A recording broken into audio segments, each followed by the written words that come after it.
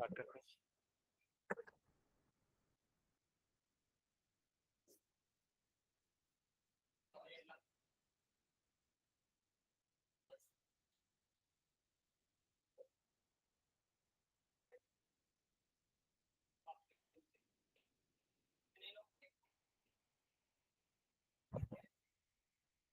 ठीक है, last class में हमने कुछ प्रॉपर्टीज करी थी, जैसे कि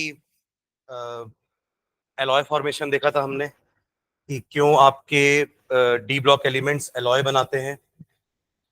क्या कारण था एलॉय बनाने का? एलॉय क्या होते हैं? दे आर होमोजीनियस मिक्सचर्स, है ना, ऑफ टू और मोर मेटल्स या नॉन मेटल्स। अब डी ब्लॉक के एलिमेंट्स का साइज लगभग सेम होता है, ज्यादा डिफरेंस नहीं होता साइज में। तो एक मेटल दूसरे मेटल के लैटिस में जगह ले सकता है। That is the reason why कि D block elements can comfortably make alloys. ठीक है, एक हमने बात की थी कैटलिस्ट की, कि D block elements are widely used as catalyst, है ना। अलग अलग प्रोसेसेस में हम कैटलिस्ट यूज करते हैं, जैसे कि हमने बात की थी वेनेडियम की, हमने बात की थी मोलिब्डेनम की, आयरन की। तो उसके भी तीन कारण अपन ने लिखे थे। पहला था कि इनके पास अनपेड इलेक्ट्रॉन्स हैं, है ना, जिसके कारण ये कुछ कुछ ऑक्सीडेशन स्टेट्स में, है ना, इंटरमीडिएट कॉम्प्लेक्स बना लेते हैं। कॉम्प्लेक्स थ्योरी हमने देखी थी, इंटरमीडिएट कॉम्प्लेक्स थ्योरी।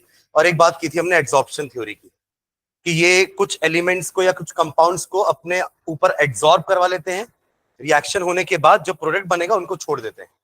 इस तरीके से आपका कैटलिस्ट हमेशा खाली भी रहता है, क्योंकि उसकी लाइकिंग रिएक्टेंट के साथ है, प्रोडक्ट के साथ नहीं है। तो रिएक्टेंट के साथ लाइकिंग है तो रिएक्टेंट को अपने पास खींचेगा, रिएक्टेंट पास पास आ जाएंगे तो प्रोडक्ट बन जाएगा। और प्रोडक्ट से लाइकिंग नहीं है तो प्रोडक्ट को छोड़ देगा, ताकि वो कैटलिस्ट का सरफेस खाली रहे हमेशा अगले रिएक्टेंट्स के लिए। ठीक है, तो कैटलिस्ट प्रॉपर्टी हमने देखी थी।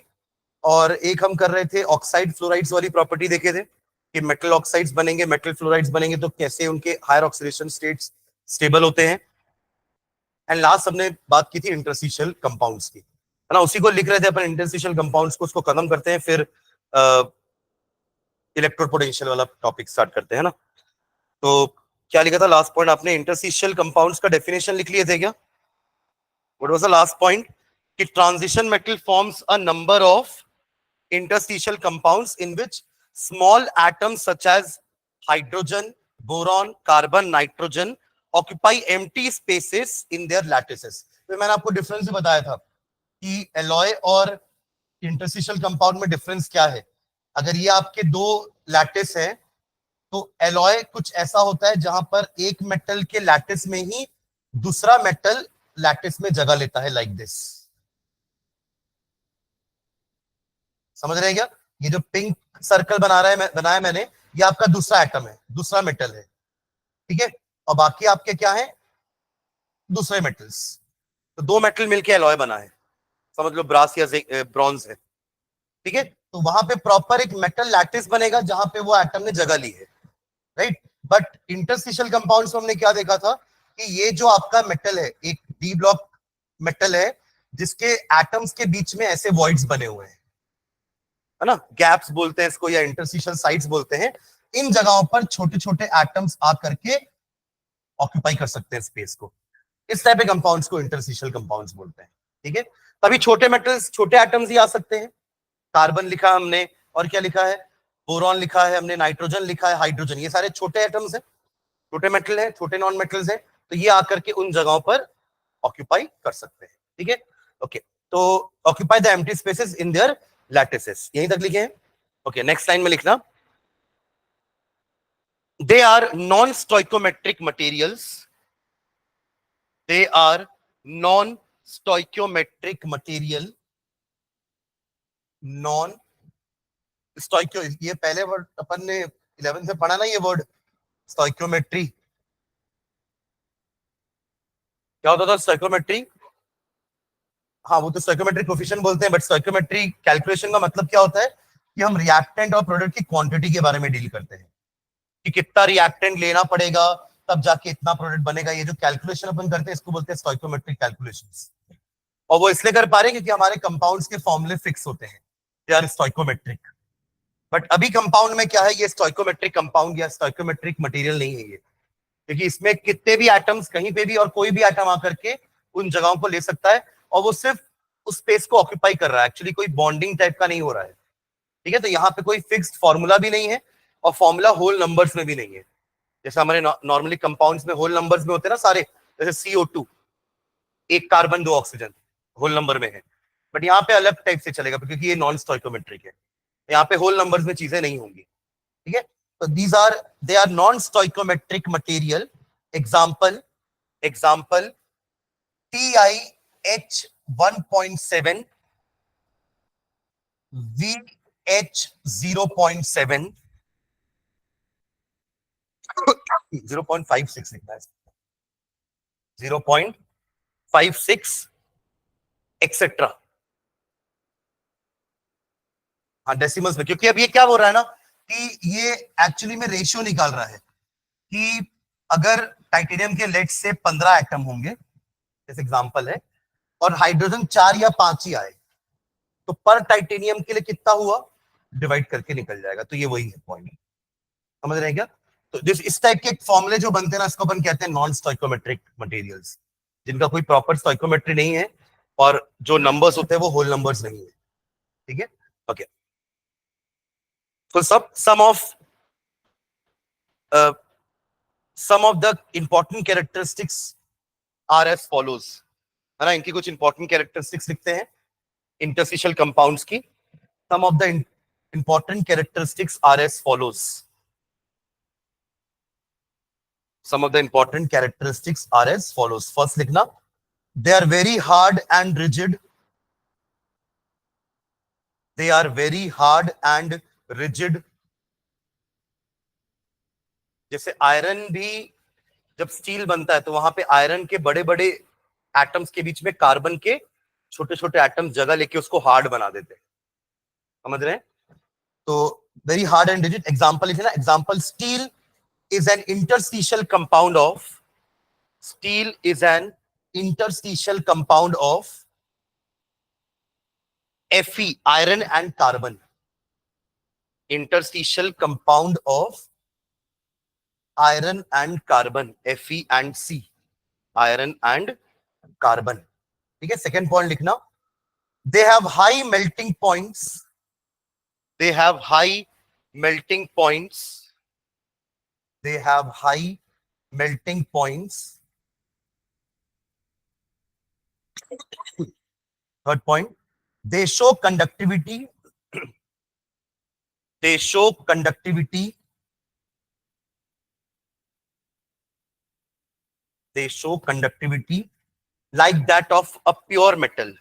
Like that of a pure metal.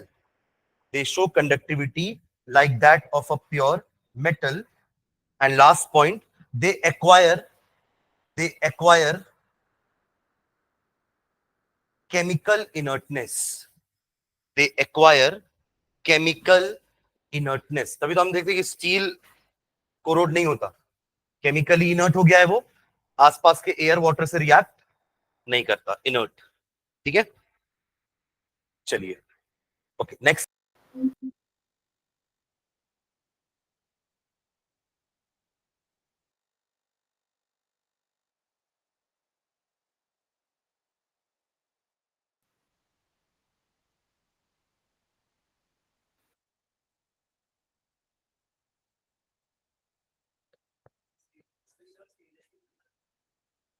Same ही, बस उसमें कार्बन का कंटेंट अलग होगा, क्रोमियम का कंटेंट अलग होगा, बाकी दोनों ही आपके कोरोजन से रेजिस्टेंट होते हैं। ठीक है, चलिए लास्ट प्रॉपर्टी लिखते हैं, जो जनरल प्रॉपर्टीज हम पढ़ रहे थे, स्टैंडर्ड इलेक्ट्रोड पोटेंशियल्स।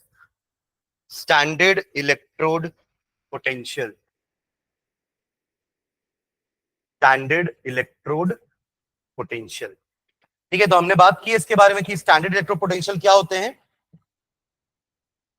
हम इनको निकालते कैसे थे, हाइड्रोजन को स्टैंडर्ड मानते थे, SHE, स्टैंडर्ड हाइड्रोजन इलेक्ट्रोड, है ना, और उसके हेल्प से उसको रेफरेंस मानते थे कि ताकि उसके वोल्टेज को अपन ने 0 ले लिया है, अब जिस भी इलेक्ट्रोड का हमें पोटेंशियल निकालना है उसके साथ उसको कनेक्ट कर देंगे, तो जो भी हमें वोल्ट मीटर में रीडिंग मिलेगी हमें उस पर्टिकुलर इलेक्ट्रोड का वैल्यू मिल जाएगा, पोटेंशियल वैल्यू, क्योंकि हाइड्रोजन का तो 0 है, हालांकि पोटेंशियल आपका वोल्ट मीटर पोटेंशियल डिफरेंस देगा, बट हमें पता है कि एक इलेक्ट्रोड का तो पोटेंशियल 0 है, तो जो वैल्यू आ रही होगी वो दूसरे इलेक्ट्रोड का ही पोटेंशियल होगी। समझ में आ रहा है क्या? ठीक है, तो ऐसे अपन इलेक्ट्रोड पोटेंशियल अलग अलग इलेक्ट्रोड्स का निकालते थे, और उसमें भी अपन देखते थे कि हाइड्रोजन के रेस्पेक्ट में जिसका ऑक्सीडेशन हो रहा है उसके पोटेंशियल को क्या नाम दिए थे?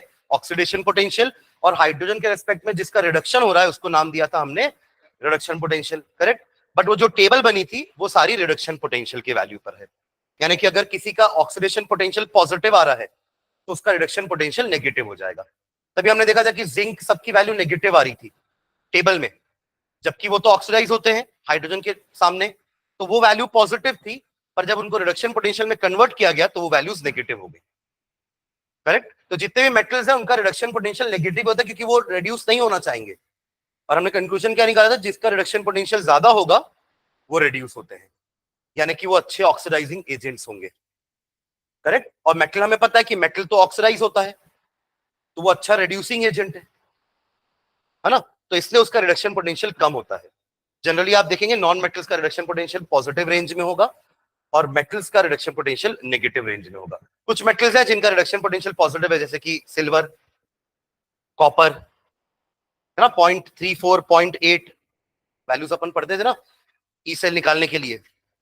हाँ, 0.80 आपका सिल्वर का था, 0.34 कॉपर का था, तो ये वैल्यूज पॉजिटिव थी क्योंकि ये आपके जल्दी रिड्यूस हो सकते हैं। ठीक है, ओके चलिए। तो रिडक्शन पोटेंशियल के बारे में लिखेंगे, the magnitude of ionization potential, the magnitude of ionization potential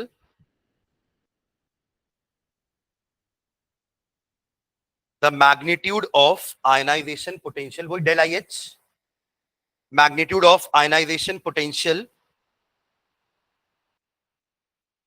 tells us about the amount of enthalpy, tells us about the amount of enthalpy या एनर्जी भी लिख सकते हैं, required to raise the metal, required to raise the metal, required to raise the metal to a particular oxidation state, to a particular oxidation state, to a particular oxidation state.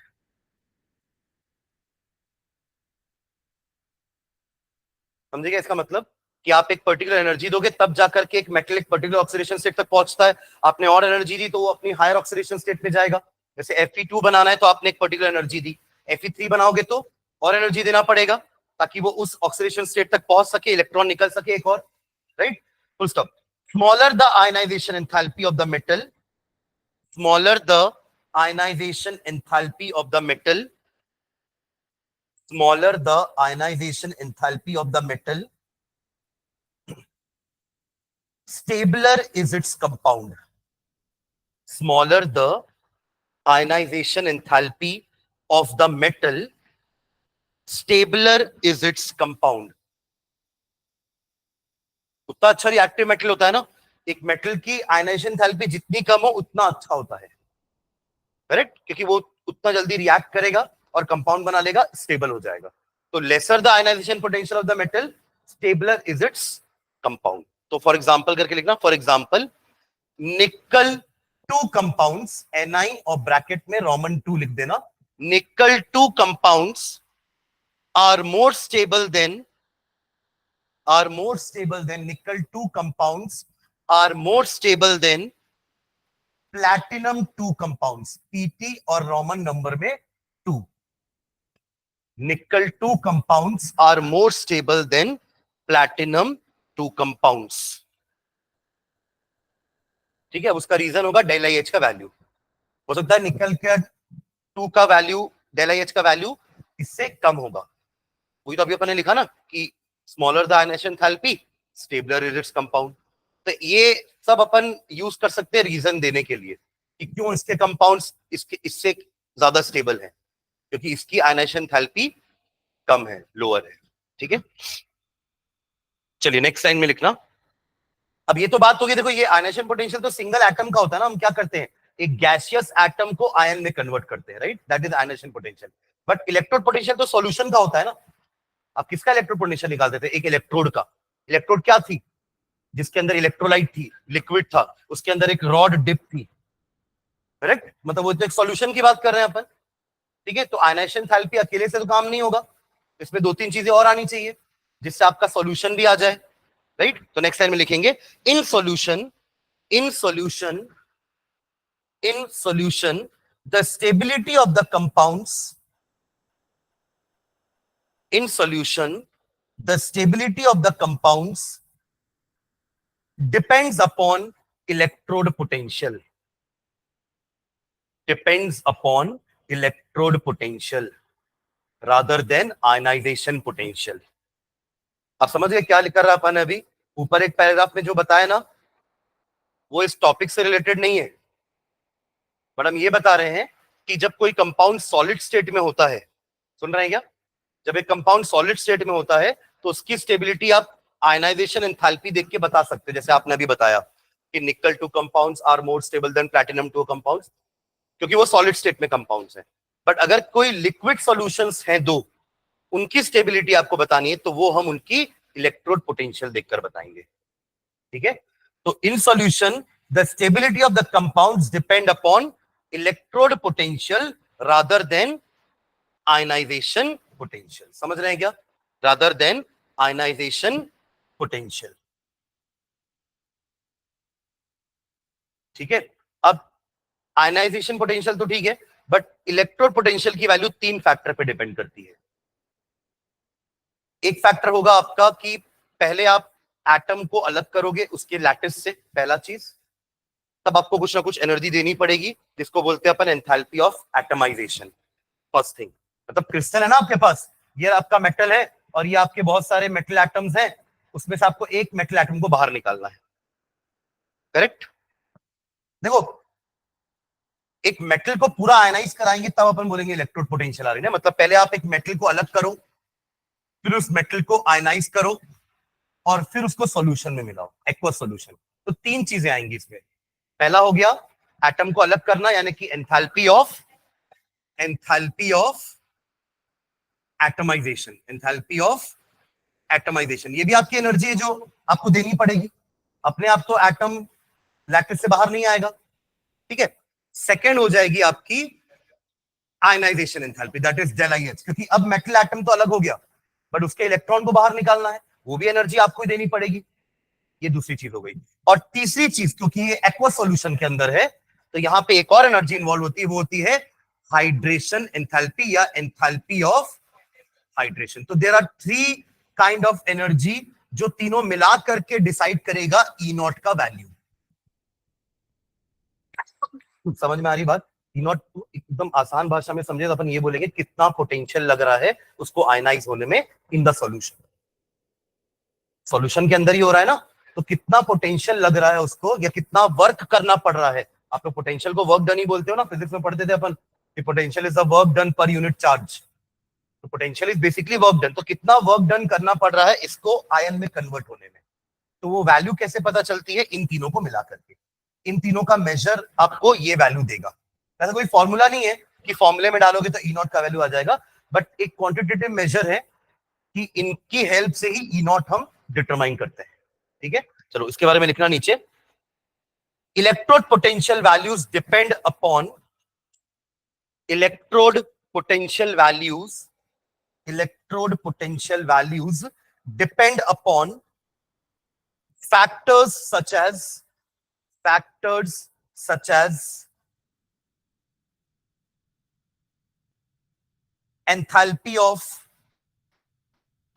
atomization, enthalpy of atomization, bracket में आप sublimation भी लिख सकते हो इसको। क्यों मैं बता रहा हूं सब्लिमेशन क्यों लिखते हैं?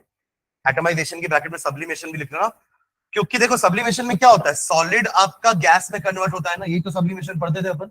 तो यहां भी वही होता है। देखो आपका जो मेटल एक सॉलिड होता है ना, वो गैसियस मेटल एटम बनता है पहले। फिर आयनाइजेशन एंथैल्पी का अगर आपको डेफिनेशन याद हो जो 11th में पढ़े थे आप लोग, उसमें क्या होता है, energy required to convert a metal isolated gaseous atom into its ion. अब फिर जब पानी में मिलेगा तो जी की जगह एक्वस हो जाएगा, तब एंथैल्पी ऑफ हाइड्रेशन भी आ जाएगी। समझ रहे हैं क्या? तो आप एटमाइजेशन को सब्लिमेशन भी बोल सकते हो इस कॉन्टेक्स्ट में, क्योंकि मेटल एटम गैसियस एटम में कन्वर्ट होता है, फिर उसी गैसियस एटम में आप एनर्जी डालते हो तो वो गैसियस आयन में कन्वर्ट होता है, और जो पानी में रहता है तो एंथैल्पी ऑफ हाइड्रेशन से वो एक्वस हो जाता है। ठीक है, हाँ। तो क्या लिखे? Depends upon such as enthalpy of sublimation या enthalpy of atomisation, comma ionisation enthalpy. Second factor है आयनाइजेशन एंथैल्पी, ये आपको पता है del I H. And third लिखेंगे hydration enthalpy. Hydration enthalpy, hydration enthalpy. इसको रिएक्शन के फॉर्म में भी लिख लेते तीनों को। मेटल सॉलिड से मेटल गैसियस बनता है on giving enthalpy of sublimation या एंथैल्पी ऑफ एटमाइजेशन। ये फर्स्ट चीज हुआ, ठीक है। सेकेंड, यही gaseous atom enthalpy of ionization देने पर या आयनाइजेशन एंथैल्पी देने पर बन जाता है कैटायन। ठीक है, प्लस इलेक्ट्रॉन निकला है। और थर्ड, यही gaseous atom, sorry ion, gaseous ion है ये था गैसियस एटम जो गैसियस आयन बन चुका है। यही गैसियस आयन पानी के साथ, इसको नाम देंगे अपन, है तो ये भी एंथैल्पी तो डेल एच रहेगा, बस इसका सब्सक्रिप्ट चेंज कर देना, del H Y D. H Y D stand for hydration, और ये हो जाएगा आपका एक्वस। तो आपको दिखता एक्चुअली हम सीधा ये लिख देते हैं, पर अंदर तीन चीजें होती हैं। समझ रहे हैं क्या? तीन स्टेप्स में वो एक मेटल एटम एक मेटल आयन में कन्वर्ट होता है इन एक्वस सॉल्यूशन। तो three energies are involved, enthalpy of sublimation या atomisation, ionisation enthalpy and hydration enthalpy.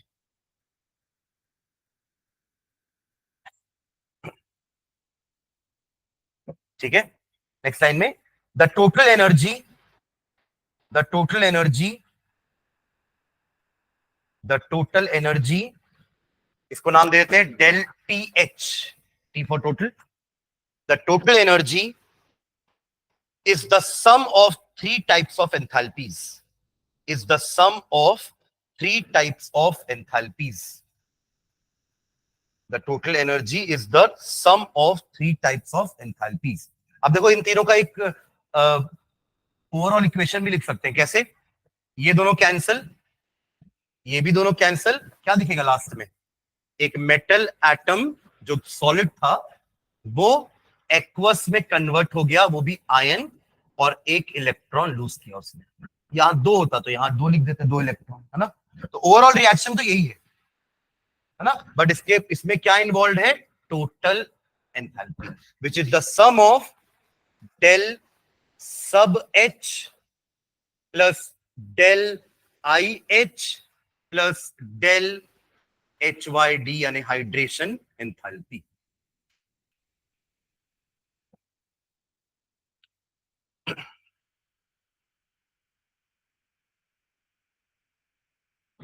ठीक है, इतना सब पढ़ने का रीजन बस ये था कि इसकी वैल्यू के हिसाब से ई नॉट की वैल्यू डिसाइड होती है, इलेक्ट्रोड पोटेंशियल डिसाइड होती है। समझ रहे हैं क्या? तो एक लाइन उसके बारे में लिखेंगे, डेल टी एच के बारे में। The electrode potentials are a measure of, the electrode potentials are a measure of, the electrode potentials are a measure of del TH values.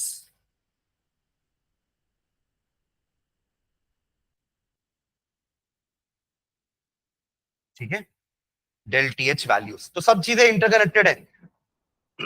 हमने क्या बोला कि हम एक मेट सॉल्यूशन का स्टेबिलिटी उसकी ई नॉट देख के बताते हैं, ऊपर लिखे ना शुरू में, और ई नॉट किसके देख के बता रहे हैं?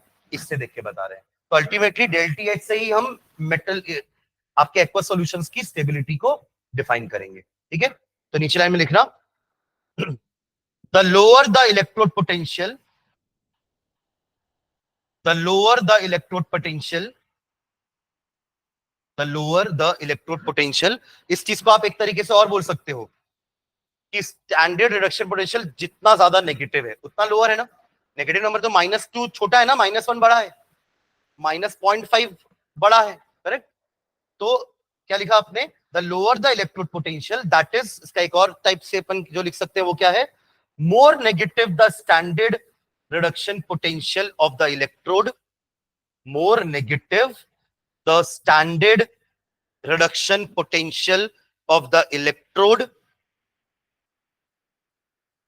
अब उससे क्या होगा, अगर रिडक्शन पोटेंशियल बहुत ज्यादा है तो जल्दी रेड्यूस नहीं होगा, जल्दी रेड्यूस नहीं होगा मतलब उस ऑक्सीडेशन स्टेट में वो स्टेबल रहेगा। क्या बोलते हैं, रेड्यूस तो वो होते हैं ना जिनका रिडक्शन पोटेंशियल ज्यादा है। हम तो बोल रहे हैं कि जितना ज्यादा, जितना कम रिडक्शन पोटेंशियल है उतना ज्यादा वो वाला ऑक्सीडेशन स्टेट का स्टेबल है। मतलब Fe3 पॉजिटिव अगर उसकी रिडक्शन पोटेंशियल बहुत लो है तो वो जल्दी से इलेक्ट्रॉन गेन करके Fe2 पॉजिटिव नहीं बनेगा। Am I clear? हाँ, तो मोर negative the standard reduction potential of the electrode comma more stable is the oxidation state. इसको जो भी अभी लिखियो ना आप लोग शुरुआत से, द लोअर द इलेक्ट्रोड, इसको अच्छे से अंडरलाइन करना, अच्छे से हाईलाइट करना। ये more stable is the oxidation state of the transition metal, more stable is the oxidation state of the transition metals in the aqueous medium, in the aqueous medium।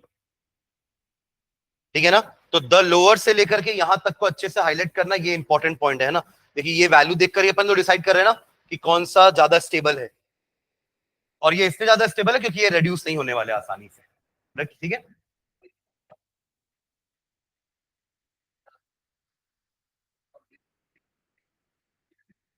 हाँ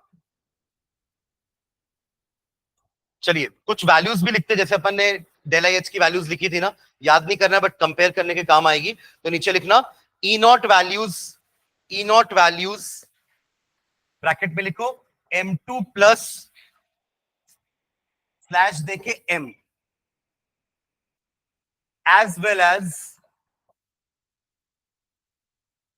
M3 plus slash M2 plus for 3D series, for 3D series. ये values देखते हैं। देखो इसका meaning क्या है पता है क्या, M2 प्लस से M कन्वर्जन रिडक्शन होता है क्योंकि 2 इलेक्ट्रॉन गेन करेगा M2 plus, M2 plus 2 electron gain करेगा तब जाके M बनेगा, तो ये तो रिडक्शन ही हुआ। तो इसमें कितना पोटेंशियल लगेगा रिड्यूस होने में वो देखेंगे, और M3 प्लस से M2 प्लस होने में कितना रिडक्शन पोटेंशियल लगता है वो देखेंगे। दोनों ही रिडक्शन प्रोसेस है, ठीक है। हम रिडक्शन की बात करेंगे कि वैल्यूज रिडक्शन के फॉर्म में ही लिखी हुई है, ठीक है। तो 3D सीरीज की ये दोनों वैल्यूज कंपेयर करते हैं। लिखना सारे क्या क्या कंपाउंड्स, आप टाइटेनियम से चालू करेंगे, titanium, vanadium, chromium, manganese, iron, cobalt, निकल, कॉपर एंड जिंक। इनकी वैल्यूज लिख रहा हूं मैं यहाँ पे।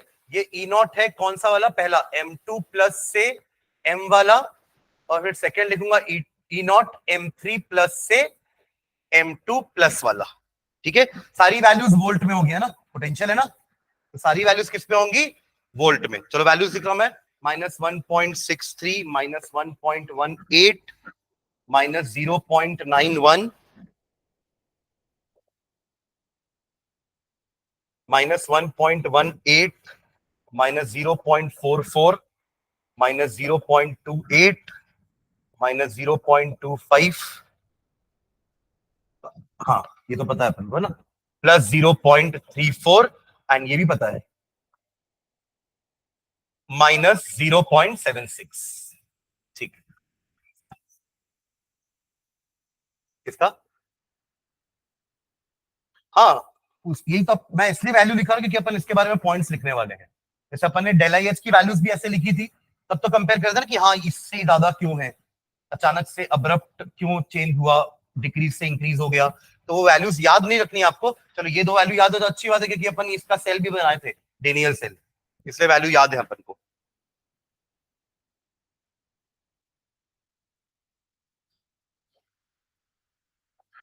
तो ये वैल्यूज बस इसलिए लिख रहा हूं जस्ट टू सी की इरेगुलरिटी क्यों है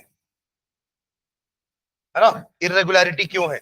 ये क्वेश्चन पूछा था तूने लक्ष्य कि इरेगुलरिटीज क्यों है ई नॉट की वैल्यूज में, अपन ने ये बात की थी ना कि जब डेल आई एच ही इरेगुलर है ना, जब डेल आई एच ही इरेगुलर है तो ई नॉट भी तो डेल आई एच से ही आया है, तो उसकी वैल्यूज भी इरेगुलर ही होंगी। अभी तो अपन पढ़े ना कि डेल आई एच भी इन्वॉल्व है, वो तीन एनर्जी में एक एनर्जी डेल आई एच भी तो है। इनफैक्ट एटमाइजेशन एनर्जी भी रेगुलर नहीं है। हमने बात की थी ना कि जैसे जैसे नंबर ऑफ अनपेड इलेक्ट्रॉन्स कम होते जाएंगे, एटमाइजेशन एनर्जी कम होती जाती है। मिडिल तक एटमाइजेशन एनर्जी बढ़ेगी क्योंकि अनपेड इलेक्ट्रॉन्स हैं, पर जैसे जैसे हाँ एमएन से कम होने चालू हो जाएगी तो वहां भी इरेगुलरिटीज है। तो मतलब एंथैल्पी ऑफ एटमाइजेशन में भी इरेगुलरिटीज हैं। इरेगुलरिटी मतलब कोई रेगुलर ट्रेंड नहीं है कि लेफ्ट टू राइट बोल के छोड़ दिए कि इंक्रीज होगा, ऐसा नहीं है। अब खुद यहाँ पे देखोगे इनकी वैल्यूज में भी पहले -1.6 से -1.8 इंक्रीज हुआ, फिर इंक्रीज हुआ, देखो अब डिक्रीज हो गया। ये इंक्रीज ही हो रहा है ना, माइनस में वैल्यूज है तो -1.18 is greater than -1.63, -0.91 is greater than 1.18, -1.18। फिर ये वापस से बढ़ गया, सॉरी घट गया, समझे, फिर बढ़ गया, फिर ये बढ़ता जा रहा है, फिर अचानक से बहुत ज्यादा बढ़ गया, पॉजिटिव में चला गया, अभी तक पूरा नेगेटिव था। तो ये कहते हैं, इसको कहते हैं इरेगुलरिटीज। तो उसका रीजन क्या है, एक क्वेश्चन था आपके पेपर में कि why E naught values of 3D series show irregularities। उसका रीजन क्या है कि their enthalpy of atomization and their ionization enthalpy are also irregular and E naught is found out using these values, so therefore E naught is also irregular। ठीक है, चलिए लिख लिए values, एक एक करके पॉइंट लिखते हैं। हाँ लिखो, चलो पहले यही वाला पॉइंट लिखना जो मैं भी आपको बोला। फर्स्ट पॉइंट लिखना, there is no regular trend, there is no regular trend, there is no regular trend in the E naught values, there is no regular trend in the E naught values। उसका reason, this is because their ionization enthalpy, their ionization enthalpies, bracket में लिखना IE1 plus IE2, दोनों मिला के तो 2 positive बना होगा ना। एक आयनाइजेशन एंथैल्पी से तो एक ही इलेक्ट्रॉन निकलेगा बाहर, दूसरा निकालना है तो दूसरा भी देना पड़ेगा। सक्सेसिव आयनाइजेशन एंथैल्पी याद है, M2 प्लस कैसे बनेगा, 2 बार आयनाइजेशन एंथैल्पी देनी पड़ेगी, IE1 IE2, तब जाके M से M2 पॉजिटिव बनेगा। ठीक है, तो देयर क्या लिखे, there ionisation enthalpies that is IE1 plus IE2 and bracket close करके and sublimation enthalpies, and sublimation enthalpies जिसको अपन एंथैल्पी ऑफ एटमाइजेशन भी बोल रहे हैं, do not show any regular trend, do not show any regular trend। इसलिए E not भी regular trend नहीं शो कर रहा है, do not show any regular trend।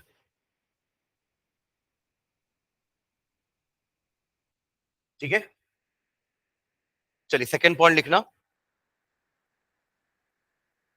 the general trend towards less electronegative, the general trend towards less negative लिखना, the general trend towards less negative E naught values, less negative E naught values, देखो ना values बहुत ज्यादा negative भी है, -1.18 -1.18 ये सब बहुत ज्यादा नेगेटिव वैल्यूज हैं। along the series is due to the, along the series is due to the general increase in, is due to the general increase in,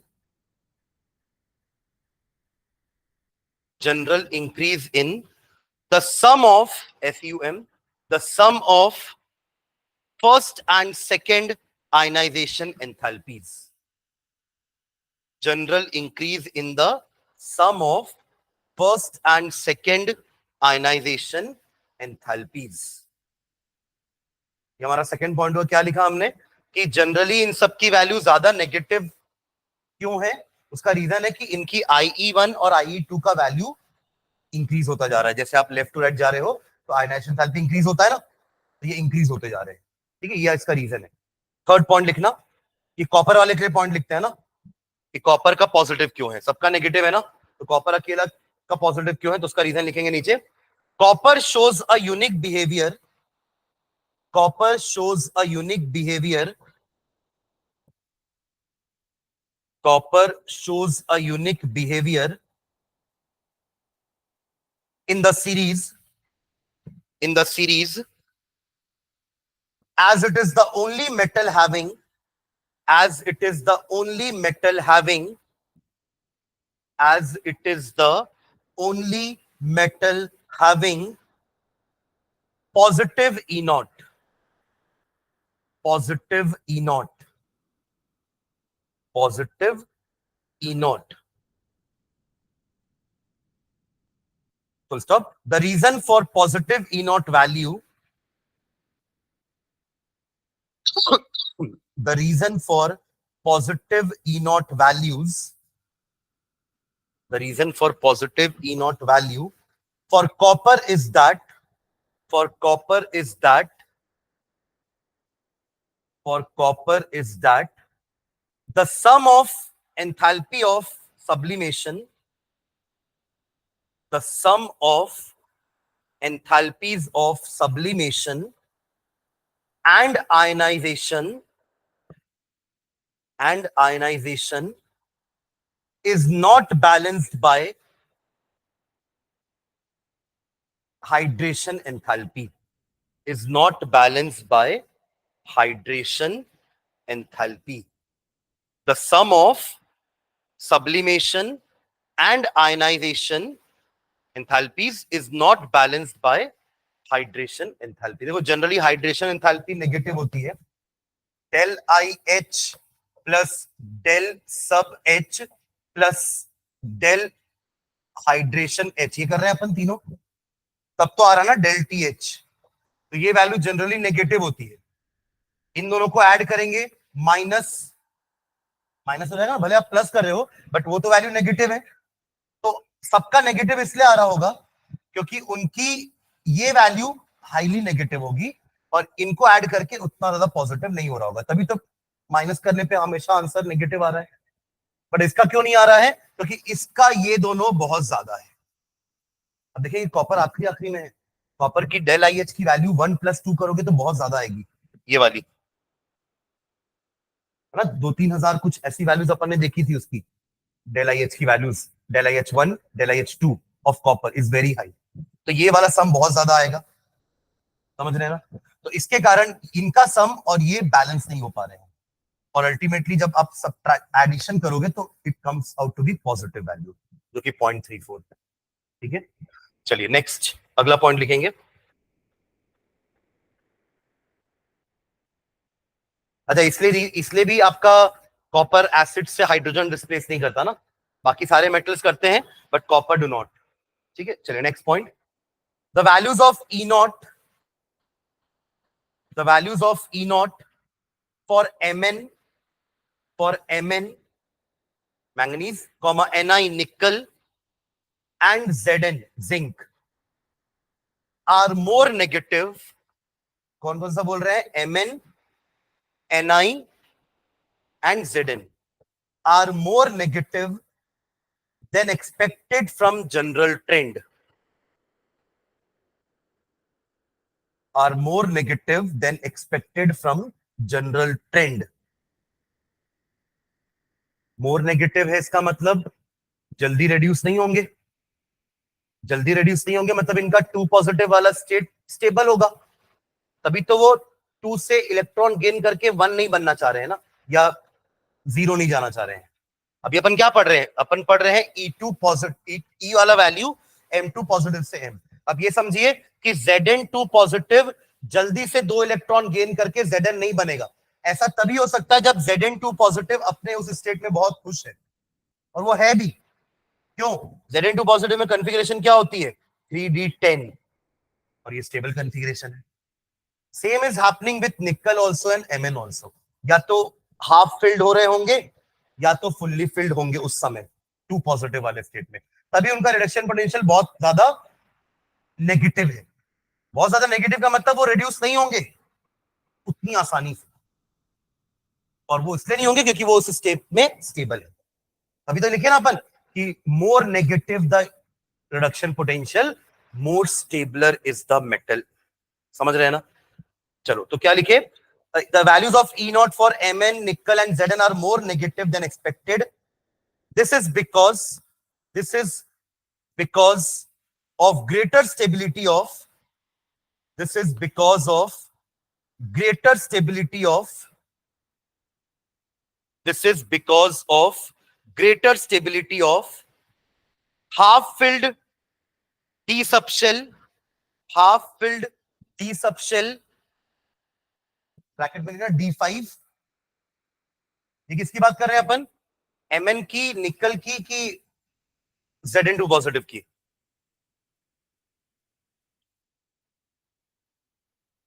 निकल में तो 28 होता है ना, 2 कम करोगे तो भी 26 ही होगा। ये मैंगनीज की बात कर रहे हैं अपन। अरे Mn2 पॉजिटिव कहीं तो D5 होगा, करके देखो ना क्या होता है। Mn का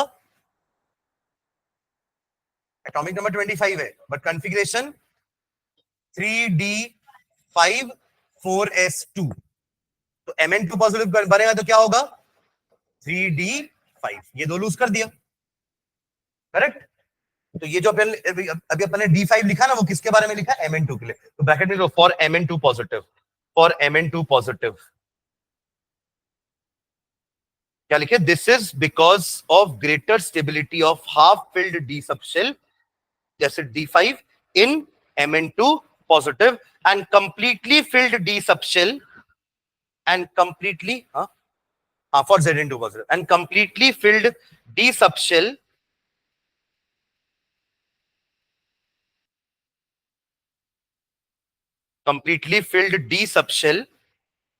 ब्रैकेट में D10 in Zn2 positive, in Zn2 positive।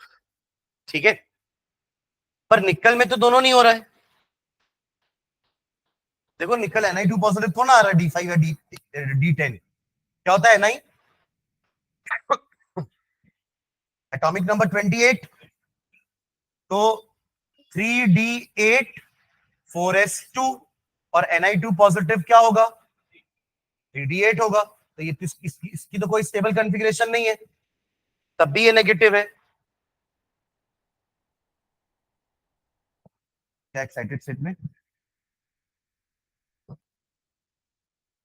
अब नेगेटिव होने का रीजन क्या हो, जैसे इसमें अपन ने क्या बोला कि ये पॉजिटिव क्यों था, इन तीनों को ऐड करके ये वैल्यू ज्यादा थी माइनस ये वैल्यू कम थी, तो पॉजिटिव आया।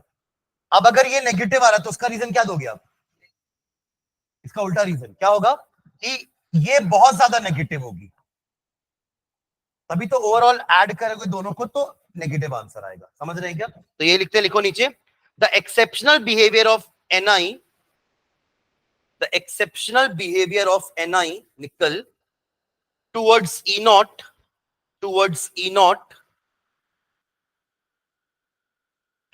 naught value is due to its high negative enthalpy of hydration, is due to its high negative, due to its high negative enthalpy of hydration, high negative enthalpy of hydration.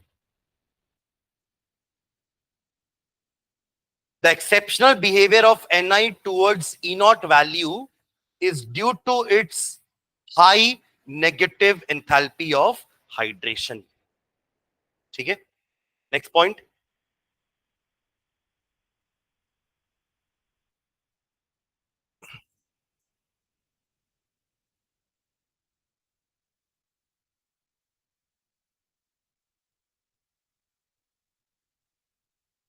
next point, the comparatively high value of E naught,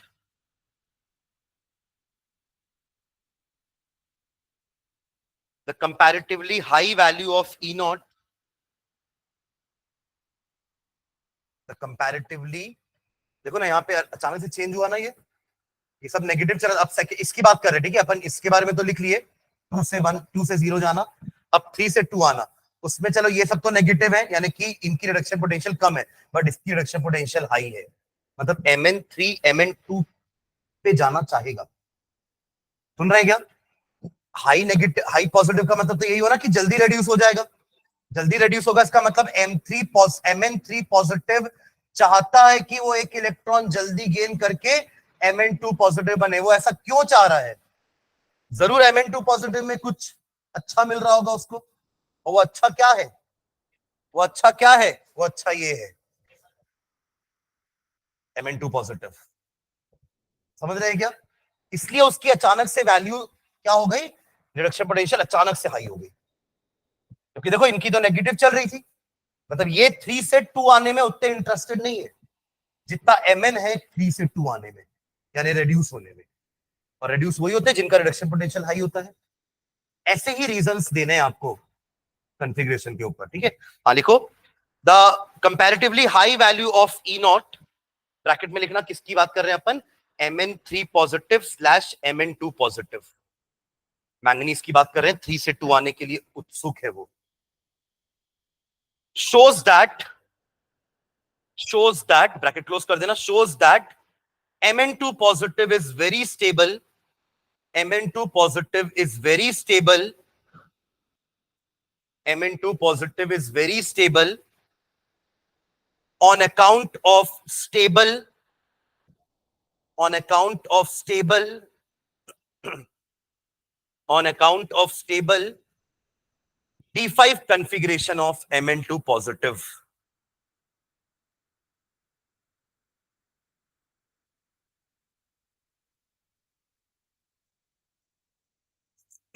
ठीक है? The comparatively high value of E naught shows that Mn2 positive is very stable, which is on account of stable D5 configuration of Mn2 positive. ठीक है?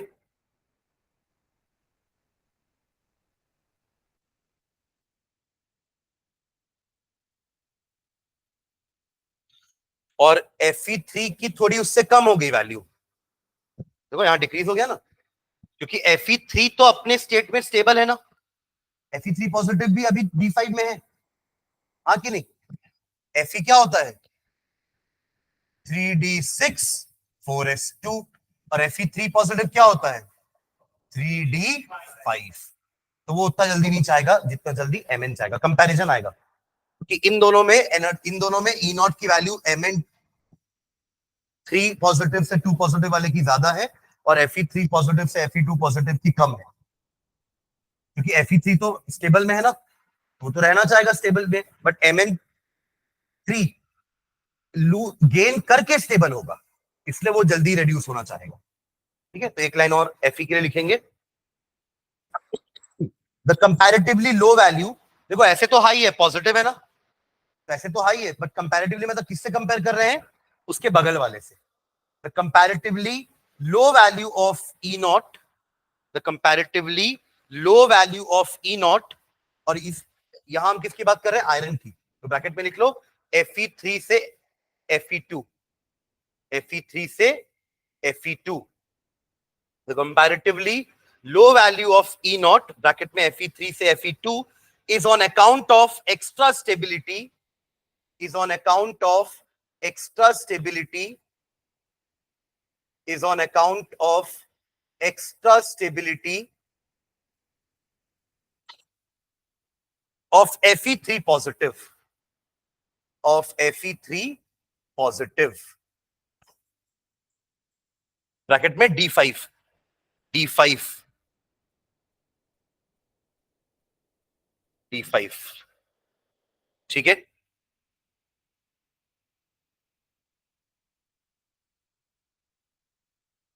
ठीक है, next point.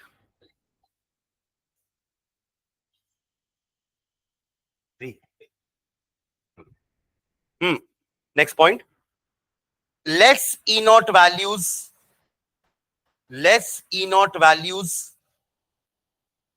for M2 positive slash M, less E naught values for M2 positive slash M along the series, less negative भी लिखना है ना, less negative E naught values, less negative E naught values for M2 positive से M along the series indicate a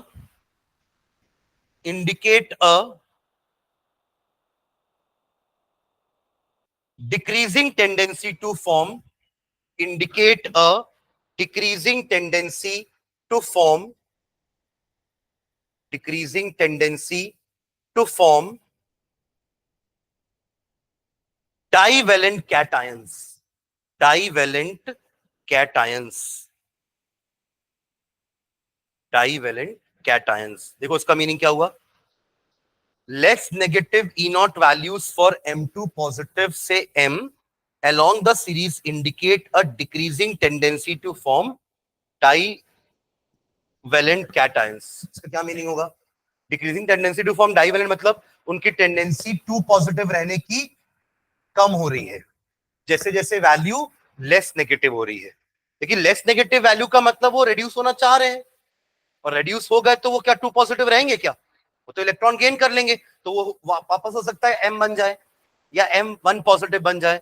मतलब जैसे जैसे ये value less negative की तरफ जा रही है हम ये बोलेंगे कि वो टू पॉजिटिव में रहना नहीं चाह रहे हैं. वो इलेक्ट्रॉन गेन करके आइदर 1 पॉजिटिव हो जाएंगे या मेटल ही बन जाएंगे, एटम बन जाएंगे वापस. Decreasing tendency to form divalent, divalent cation मतलब two positive.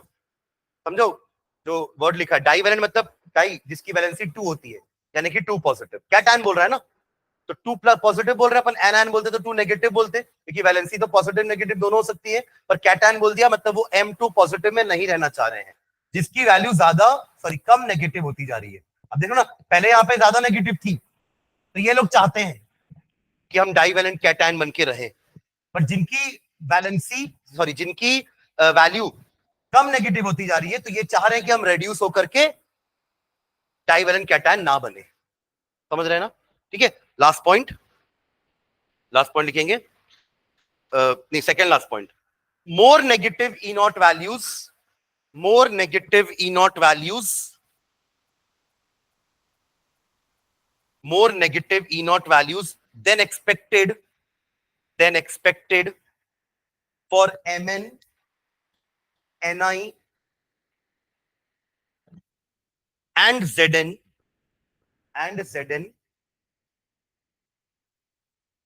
show greater stability. ये चाहेंगे कि नहीं चाहेंगे रहना टू पॉजिटिव में? मोर नेगेटिव बोल रहे हैं ना अपन. मोर नेगेटिव वाला यानी कि उसका रिडक्शन नहीं होगा, रिडक्शन नहीं होगा मतलब वो टू पॉजिटिव में रहना चाहेगा. तो क्या लिखे? More negative E naught values then expected for Mn, Ni and Zn show greater stability for Mn2 positive, Ni2 positive and Zn2 positive. ये ज्यादा स्टेबल स्टेट्स हैं इनकी. ये अगेन वो पहले पॉइंट से रिलेट कर रहे हैं. More negative the electrode potential, more stabler is the metal ion. ठीक है. And last point, E naught values for the redox couple, E naught values for the redox couple. इनको redox couple ही तो बोलेंगे ना. देखो क्यों redox couple बोलते हैं इनको? कि ये reduce होके ये बनेंगे और ये ऑक्सीडाइज होके ये बन जाएगा. समझ रहे हैं क्या? M3 प्लस एक इलेक्ट्रॉन गेन किया तो 2 प्लस बनेगा और M2 प्लस एक इलेक्ट्रॉन लूज किया तो M3 प्लस बनेगा. अल्टीमेटली ऑक्सीडेशन रिडक्शन हो रहा है ना तो इसको क्या बोलते हैं अपन? Redox couple. समझ रहे हैं क्या? अरे हमने जो इलेक्ट्रोकेमिस्ट्री में भी जो सेल लिखा था ना रिप्रेजेंटेशन, उसमें भी तो ऐसी लाइन लगाते थे तो वो रिडॉक्स कपल ही थे. ठीक है. हाँ तो E not values for redox couple M3 positive slash M2 positive indicate that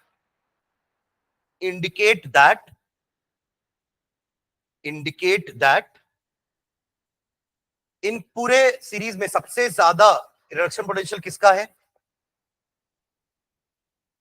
M3 positive से M2 पॉजिटिव वाला,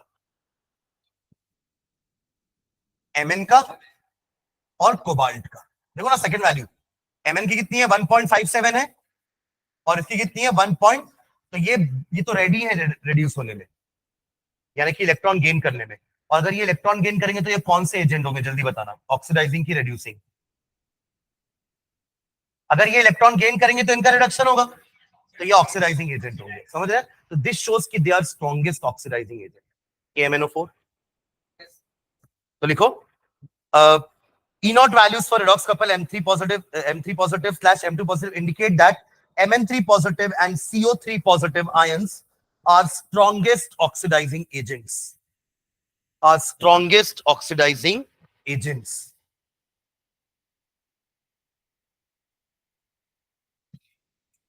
ठीक है? whereas अब ऊपर वाली सीरीज में बताओ कि स्ट्रॉन्गेस्ट रेड्यूसिंग एजेंट कौन होगा, कौन कौन होंगे स्ट्रॉन्गेस्ट रेड्यूसिंग एजेंट्स? अभी आपने ऑक्सीडाइजिंग एजेंट क्या देख के डिसाइड किया कि इनकी वैल्यू बहुत ज्यादा पॉजिटिव थी, तो स्ट्रॉन्गेस्ट ऑक्सीडाइजिंग एजेंट थे। अब स्ट्रॉन्गेस्ट रेड्यूसिंग एजेंट का क्या देखोगे, बहुत ज्यादा नेगेटिव। ये बहुत ज्यादा नेगेटिव मतलब वो रेड्यूस नहीं होंगे, वो ऑक्सीडाइज होंगे, और जो ऑक्सीडाइज होता है वो रेड्यूसिंग एजेंट्स होते हैं। तो यहाँ पे कौन कौन है आपके, टाइटेनियम है -1, ये नहीं होगा रेड्यूस, और ये रेड्यूस होगा तो ये ऑक्सीडाइज होगा, और ये ऑक्सीडाइज होगा तो ये रेड्यूसिंग एजेंट होगा। टाइटेनियम 1.18 है ना, वेनेडियम का 1.18 है, और chromium.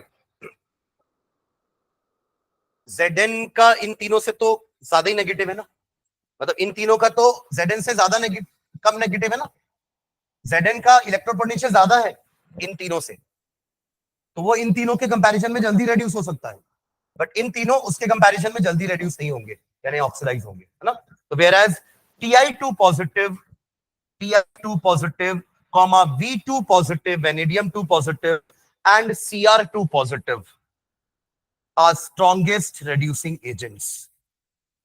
Are strongest reducing agents. तो ये ऑक्सीडाइजिंग एजेंट और रेड्यूसिंग एजेंट्स भी हम ई नॉट वैल्यू देखकर ही डिसाइड करते हैं। जिसका ई नॉट कम, समझना, जिसका ई नॉट कम वो रेड्यूस नहीं होगा, वो ऑक्सीडाइज होगा, और अगर वो ऑक्सीडाइज हो रहा है तो वो रेड्यूसिंग एजेंट। जिसका ई नॉट ज्यादा वो